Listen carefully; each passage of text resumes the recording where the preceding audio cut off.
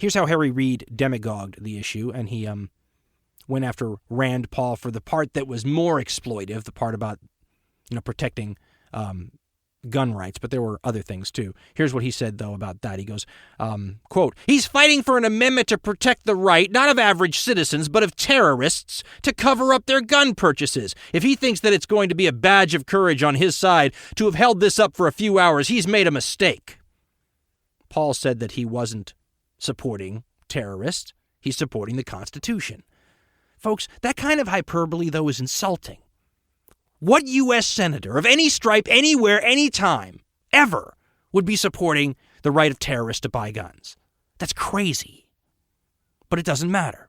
Crazy plays well in crazy times. I'm happy with Paul simply for saying some of the uncomfortable truths that he's saying on television. There was a CNN interview that Anderson Cooper did with him, and it's all over YouTube. I'm sure you can find it, where Anderson Cooper interviews him. And if I were Anderson Cooper, I would have taken this angle and run with it, but he didn't. Let me quote a little bit of the conversation that Paul and Cooper had together the other night, May 20th on CNN.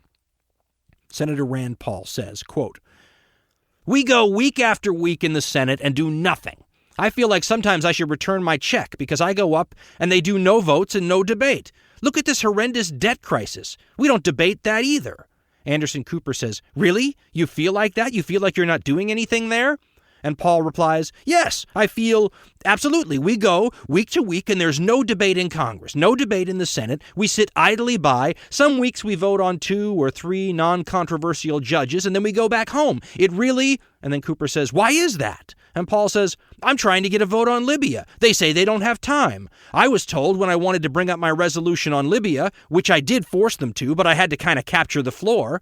And Cooper interrupts and says, "It got tabled like 90 votes to 10. And Paul says, "Yeah, they weren't too happy with me because I used some parliamentary procedures to gain access to the floor. And then they came running down to the floor. And they were apoplectic that I'd taken over the floor. And the thing is that we should be having these debates on the floor," meaning the Senate floor.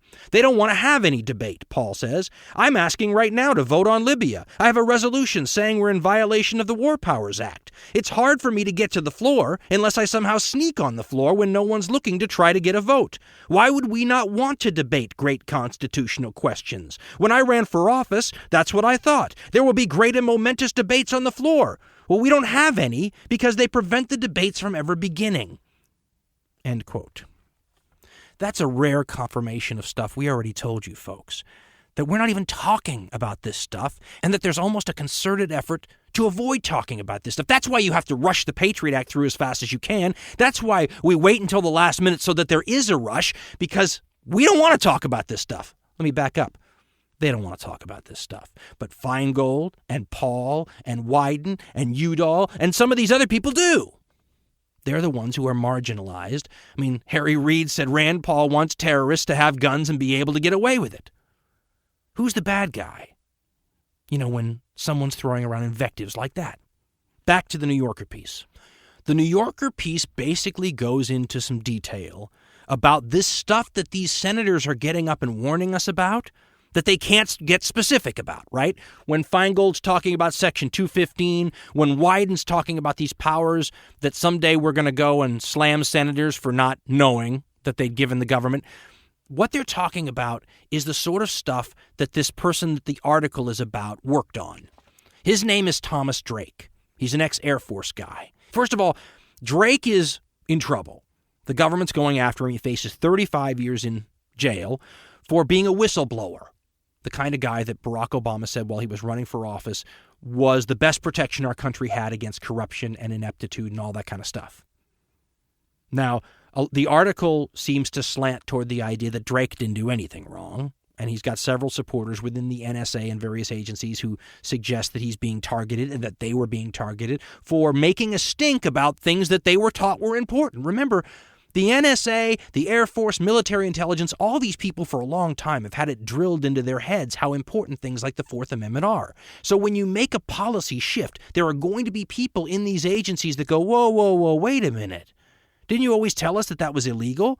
And that's what happened. And this New Yorker piece makes it clear that the people who said things like that are the people being targeted. Basically, What happened was when the government was looking at computer ways to filter through all the information that's out of there to discover bad guys, they had all sorts of really super intelligent crypto mathematicians working on this sort of stuff. Now, most of these guys tried to produce something that worked within the framework of what we would normally think of as constitutional protections. The government took those things and stripped them away because they didn't care about that. One of the people interviewed for the story, a genius named Bill Binney, actually apologizes in the story to the American people for the role he played in inventing this stuff. Here's what he says, quote. Actually, here's what he says as part of the larger article, quoting from the middle of the piece, obviously, since it's a 20-page piece.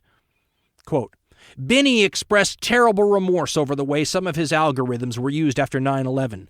ThinThread, which is one of these programs the government uses, the little program that he invented to track enemies outside the U.S., quote, got twisted and was used for both foreign and domestic spying. I should apologize to the American people. It violated everyone's rights. It can be used to eavesdrop on the whole world. When Binney complained, he said he became a target of the National Security Agency's management and became, someone to go after. That's what Drake is as the main person in this story. The story's author then continues later in the piece where she talks about how Binney first found out that maybe his algorithms were being used in ways that he'd never intended. From page 8 of the piece, quote, when Binney heard the rumors, he was convinced that the new domestic surveillance program employed components of ThinThread, a bastardized version stripped of privacy controls. Binney says, it was my brainchild, he said, but they removed the protections, the anonymization process. When you remove that, you can target anyone. And although he said he was not read into the new secret surveillance program, my people were brought in and they told me, can you believe they're doing this? They're getting billing records on U.S. citizens. They're putting pen registers, which are logs of dialed phone numbers, on everyone in the country. Drake, the story continues, the other principal in this piece, recalled that after the October 4th directive, strange things were happening, he said. Equipment was being moved. People were coming to me and saying, we're now targeting our own country. Drake says that NSA officials who helped the agency obtain FISA warrants were suddenly reassigned, a tip-off that the conventional process was being circumvented. He added, I was concerned that it was illegal and none of it was necessary. In his view, domestic data mining could have been done legally if the NSA had maintained privacy protections. But, said Drake, but they didn't want an accountable system. Now, I realize that this is all very out of context and maybe hard to follow. That's what happens when you try to talk about a 20-page story. Like I said, I encourage you to read it yourself. My use of these quotes is meant to do nothing more than to shock you into reading the story. From later in the piece, they quote Binney talking about what he thinks is going on. Binney, for his part, believes that the agency now stores copies of all emails transmitted in America, in case the government wants to retrieve the details later.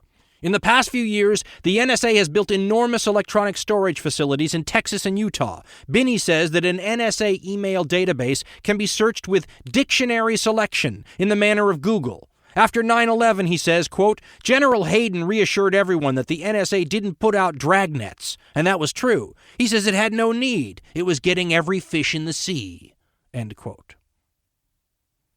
He says this is exactly what the Founding Fathers never wanted.